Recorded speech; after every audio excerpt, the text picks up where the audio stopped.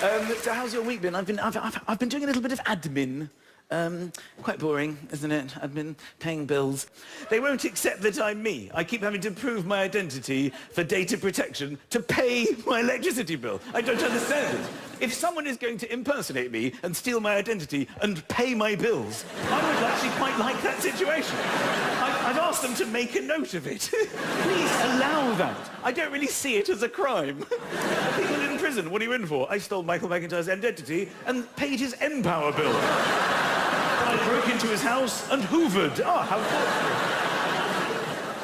I tried to pay my gas bill, which is, well, you get straight through when you're paying a bill, don't you? Hello, British Gas, can I help you? I was like, I'd like to pay my bill, please. Can I take your reference number? They have to identify you from your number, which was at the top of the letter. I had it, but it seemed very complicated, and it had letters in it. You know, when it sort of goes on, too many numbers and letters for me to want to get involved with. And also, when you say letters, something happens on the phone. Because when you're in front of people and you say letter M, you all know I've said the letter M. There's no ambiguity over the fact that I've just said the letter M. On the phone, you go M, and they go, is the N for November? And you go, no, it's M for... And then you have to think of your own word beginning with M. But because you're not in the police force, you don't know the Alpha, Bravo, Tango thing. And under pressure, it can feel quite tense. M for... maniac! Anything seems to do. You feel so thrilled to get one out there. Mummy! I'm on a roll now. Mummy! Marmite! It happens with F as well. F, you go F, it's F. And they go, is that S for sugar? You go, no, that's F for Fandango!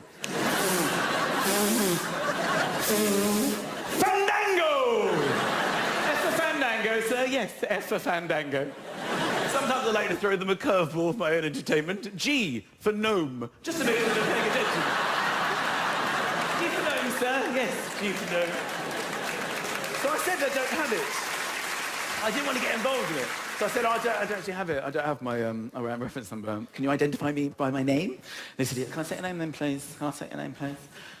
I said, it's Michael McIntyre. And sometimes when I say that, people recognise it. And I quite like it. I encourage it, if I'm honest. Can I say your name, please? Ladies and gentlemen, please welcome to the phone, Michael McIntyre. Hello, but this woman, genuinely, she didn't care at all. She just said, is that M-A-C or M-C?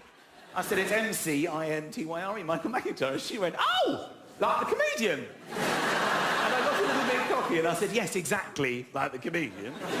She said, I don't find him funny, do you?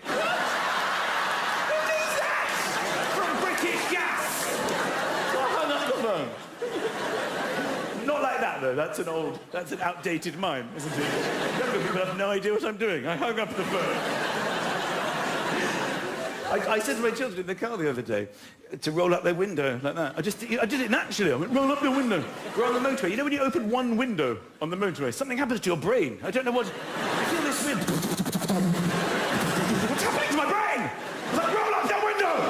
My son was like, Dad, there's something wrong with your arm. Every time you said that, your arm goes really weird, Dad. What's wrong with you? There are younger people looking at me like, what is wrong with your arm? Or it got a bit stiff sometimes, didn't it?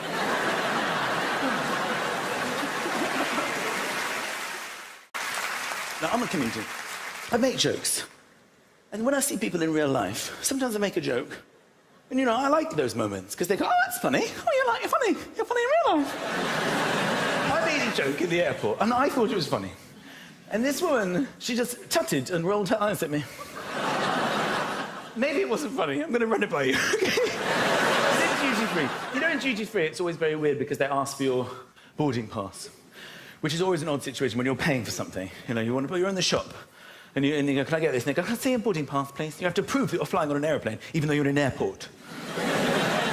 You have to go, yes, I am flying on an aeroplane. It's a very... I don't know what they're suggesting. That, you know, what's the accusation here? That I've driven to Gatwick Terminal North.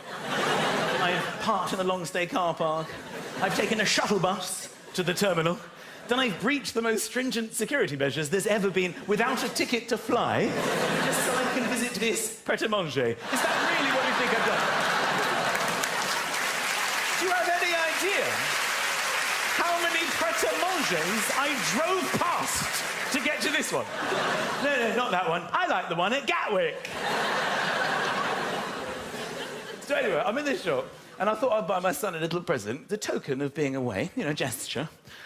So I'm in duty-free, and I got him this little plane, just a little toy plane, you know, little cheap rubbish, but, you know. I put it on the counter, and the woman said, can I see a boarding pass? And I said, I'm not getting on it. Now, that's not hilarious. But it's not a tut and an eye roll, is it? Yeah, well, you're my people. Now, I don't know how many parents we've got in here tonight, but long journeys are a lot better with children since the iPad. iPads, they're a real game changer for parents. They're like little magical devices, aren't they, that shut your children up at any time, day or night. It's amazing. My eldest, he wakes up at about 5:30, 6 o'clock in the morning, he runs into our bedroom, morning! I'm like, not for me, and I just frisbee an iPad. Go on, off you go. 88% battery, I'll see you in at least 2 hours. I'm going back to sleep. Sit by the plug, charge it. I'll see you next Thursday. They're so lucky, children of today. They've got iPods and iPads and iPhones. In our day, we had I Spy. How awful was our lives compared to the lives of our children? How boring was I Spy? Something beginning with C. Is it car? Yes, it is car. Damn, your turn. How about if we include things inside the vehicle? I tried to play Thumb War with my son recently. I said, do you want to play Thumb War? He's 11. He's like, so I download it. No, you can't download Thumb War. This is a battle between my thumb and your thumb. So I showed him how to play it. You interlock hands like this, and you jockey for position. You have to declare it. You can't go straight into battle. 1, 2, 3, 4. I declare Thumb War. And then you sort of try and hold the other person's thumb down. I thought I'd go easy on him because I've got my big daddy thumb and he's got his little 11-year-old thumb. But of course I didn't realise he's been texting since he was born. He was some kind of thumb war ninja. I couldn't even see his thumb moving. He just kept beating me over and over again. Ah! Get off! Get back on the iPad! Ow! I have lost weight. I don't know if that's coming across. Don't be too happy. This is a temporary situation. I'm obviously going to put it all back on. This is what I do. I lose weight, and then I eat, because I've already started eating again. I'm hungry. I'm just a very hungry person. I spend a lot of time at the fridge. I'm finding myself there again, just there, just grazing, and they beep as well. Does your fridge beep? It beeps, and I associate it so much with eating that when lorries reverse now, I get a bit peckish. I'm blaming my metabolism. I don't actually know what metabolism is, but there are obviously people with a fast one, and I don't have that. Because you see people who are very thin, and they're like, my metabolism is so fast. You know, I eat like a pig, but, you know, it just drops off me. I don't know what a metabolism is. I think it's like the things inside you, and then food comes in, and people with a fast metabolism are like, okay, everybody, separate equally. All right, you go over there, a little bit of you go down the leg, there. The rest of you, the bulk of you, straight through. Just keep going, keep moving, don't stop. Just keep moving. Don't look behind you. We're keeping busy here, guys. We're in a rush, okay? You go over there, just shape around the arm, Looking good, looking good. The rest of you through, okay?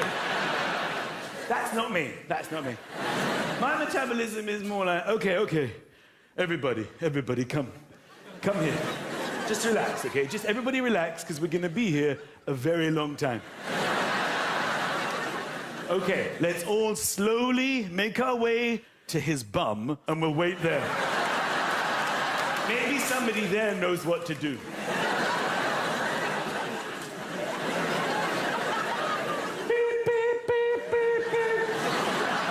But I did lose a little bit of weight on account of my wife, who suggested that I went on a diet and suggested that I went to a medical clinic in Austria to do it. When I say suggested, she bought me flights. She literally just handed them to me and said, go away and come back better looking. So I went to this place in Austria where you lose a stone in a week. A stone in a week. And everybody that does it loses a stone in a week. I lost a stone in a week, and it's actually, it's amazing how they do it. You know, you're sitting there thinking, how would you do it? A stone in a week? Well, I'll tell you, it's amazing. They don't give you any food.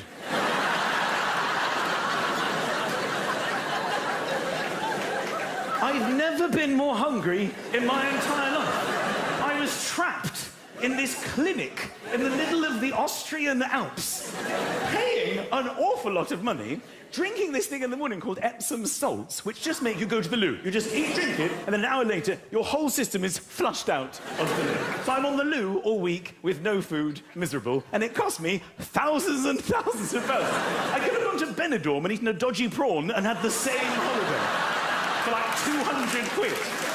But no, I'm in Austria. Oh, I'm in Austria with all these middle-class, slightly fat people like me. Okay, good morning, good morning, good morning. We can barely walk for hunger. Hello. And tummies. You know when you're a little bit hungry, or you know, and the other day sometimes you're lying in bed with your partner and your tummies start getting chatty, you know. Wow. You know, bit of digestion. And you comment on it. Oh, your tummy's very chatty, darling. And sometimes yours responds. Mine is gone too now. In Austria, I cannot tell you what it was like. Just people wandering around.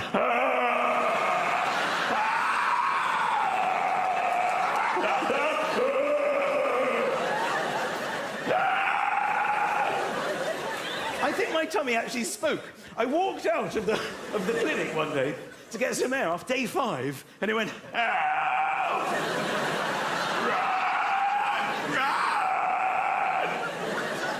I think it tried to phone for a taxi in the night while I was asleep. I woke up in the middle of the night with the phone off the hook and my tummy just going, I'm going to say this. I don't think healthy people look good, all right? Have you seen the people who work in health food shops? They're very healthy. They look terrible. It's not like you go in there and they look all athletic and wonderful, jogging on the spot because they've got so much energy. Skipping. Hi, how can I help you? The lentils? Oh, they're just down here. Come on. That's not what they're like at all. They're all skeletal. Let me show you to the lentils. I don't need vitamins. I have supplements, massive things. I can't swallow them. Everywhere I go, I try to speak in the accent. Do you know what I mean? Irish. I'm not very good at this accent. But the Irish accent, it seems quite jolly, doesn't it? Hello, how are you? It's jolly. As long as you're smiling, you can do a pretty good Irish accent. But Northern Irish, these are right next door to them. Suddenly, everything in the whole world seemed incredibly depressing to me right now. Open your face to complete the opposite to that. I'm over here. But I'm right next door to you, and I decided that they're ours. I don't understand how these accents can evolve like that. Some evolution of accents I understand. Like when you go west in England, when you head west, you'll hit like Bristol, and they've got this like West Country like that. They'll start talking like that. We're in Bristol now. We're a little bit busy, so we speak basically with this accent, but it's quite fast because we're like a city. We've got like things to do. We're like got businesses and that, right? We've got like a city centre. Then you go to Devon, you keep going west, you go to Devon, and it's the same accent, but it's a bit slower now, all right? We don't have quite as much going on here as they do in the city of Bristol. We're in Devon now, so we're just going to speak in the same accent, but we'll just take our time with it, because we've got more time, right? By the time you get to Cornwall, it's just...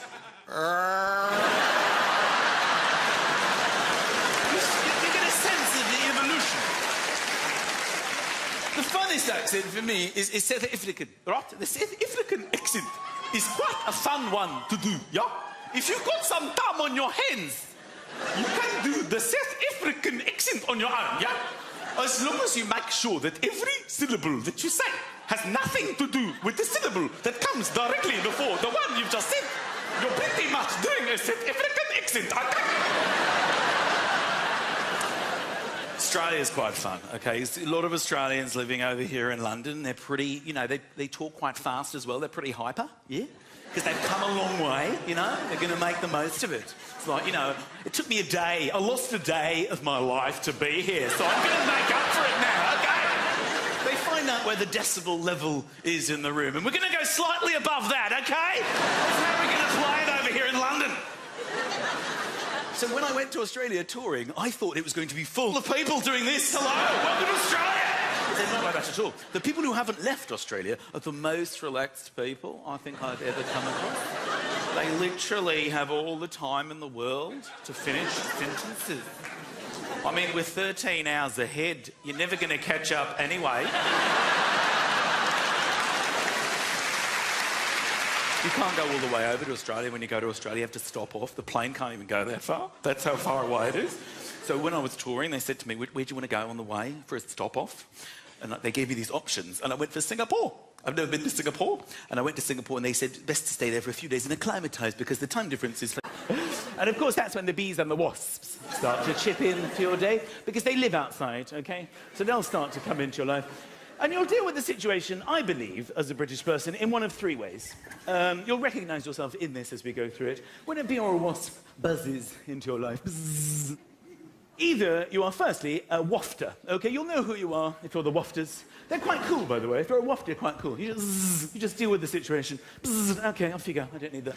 Bzzz. Sure, sure. Sometimes you don't even break stride in your conversations. So the other day you've just dealt with the situation. You're moving the air. You're not trying to hit it. I'm just going to move the air near you. And you'll know that this isn't an area where you're particularly welcome, OK? I'm a wafter. Right, next up, secondly, you have the stay-stillers. Now, they are very serious people. And they're very adamant that their strategy is the best one to deal with the situation. OK, nobody move. Just stay completely still. Don't make it angry. Don't encourage it. They get quite angry with the wafters. Don't waft it. You're just making it angry. You're encouraging it. Don't encourage it. It's not interested in us, and we're not interested in it. See? It's gone now. Just stay completely still, and it'll get about its business, OK? Then, the third way, the total panickers. Right? No!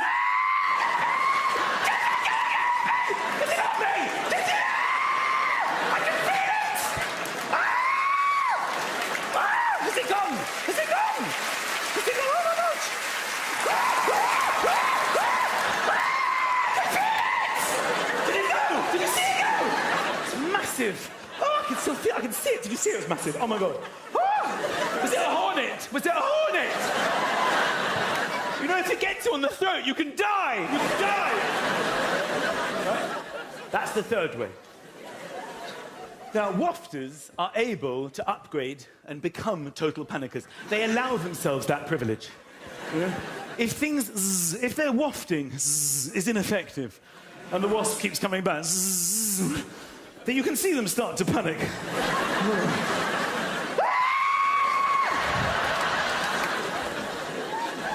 Which is why wafters really hardly ever get stung. And total panickers almost never get stung. You know who gets stung? The stay-stillers. Because they cannot break out of their seriousness. They are such firm believers that they have the right strategy. And this is why I thought of this. I've got a friend, he's a stay-stiller, and a wasp not only buzzed around him, but landed on his face.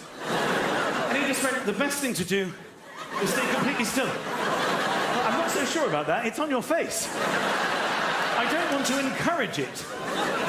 But you're just encouraging it to crawl into your eye. It's walking towards your eye. He's like, no, the best thing to... It's not interested in me. It seems pretty interested in you. Why don't you waft it? The worst thing I could do is waft it. Just stay completely still, then another one landed on the other side of his face. I'm like, dude, you now have 2 wasps on your face. And then it stung him. I've got to say, it was one of the funniest things I've ever seen. Because he couldn't just scream. He had to make out that he was still in the right. And he just went...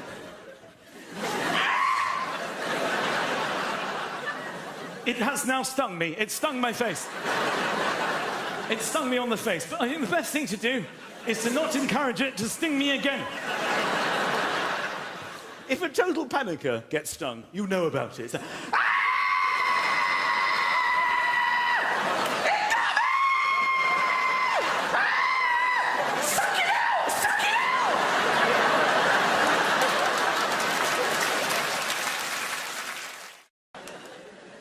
I want you to know, when I discuss holidays with you, that I love being here. I love living here. I love British people. I am a British person. I would live nowhere else. I live amongst you. I love you. I'm looking at your little British faces, and I want you to know that I love you. But when I'm on holiday, I really hate you. I don't know what it is. British people, they just make me cringe on holiday. It's all... We're so whiny, aren't we? Dave. Dave. You see my other flip-flop, Dave? I'm just dying inside. It's your flip-flop. You had it last. I mean, where'd you see your last flip-flop? You know that foreigners are having exactly the same conversations. It just sounds so much better coming from them. Davido, come lavare la flip-flop? E la flip-flop, Maria, sto nella tutto flip-flop. I don't know, there's something about foreigners. They just look so much better as well. You know, they're oiled up. They always have perfect tans and slick black hair. And they get fatter better than us. Even the big fat ones look quite cool. You know, they're balloon fat. They've like skinny legs and little speedos and huge big bellies wandering around. Maria, la flip-flop con il lavare. British people, we sunbathe like we've been shot. We're just normal.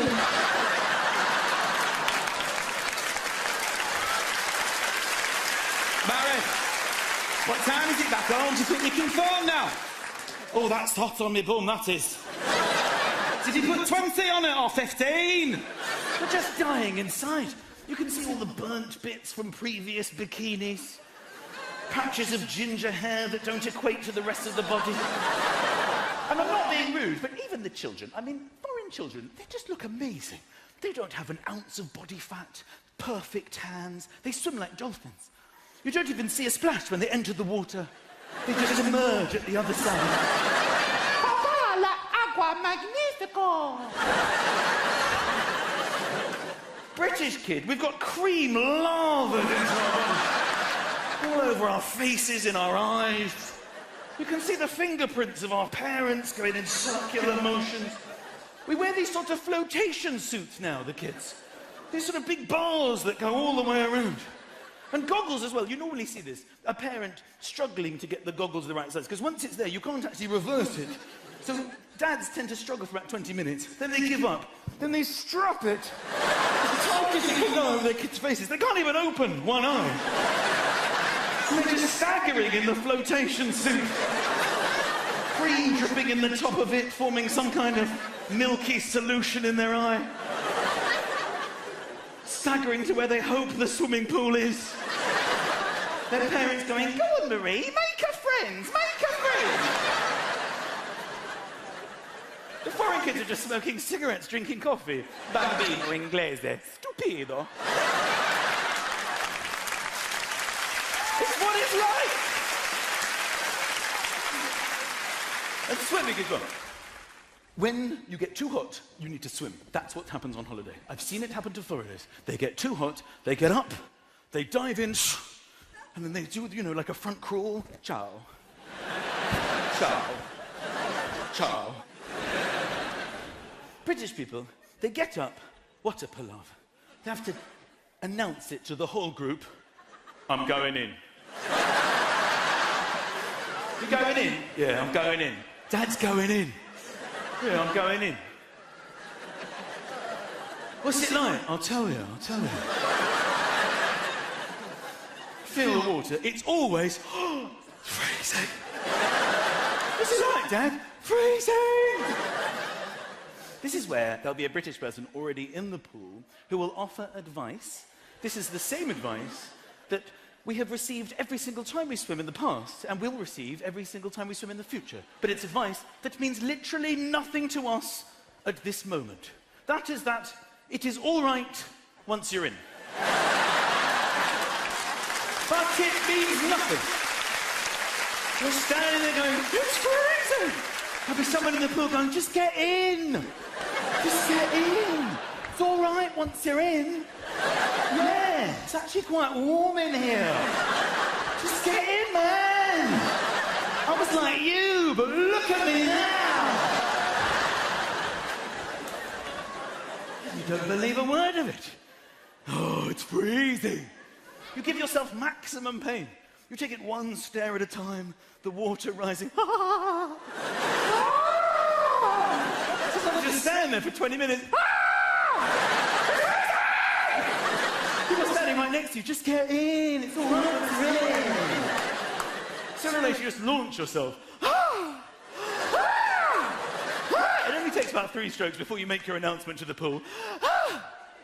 It's all right once you're in.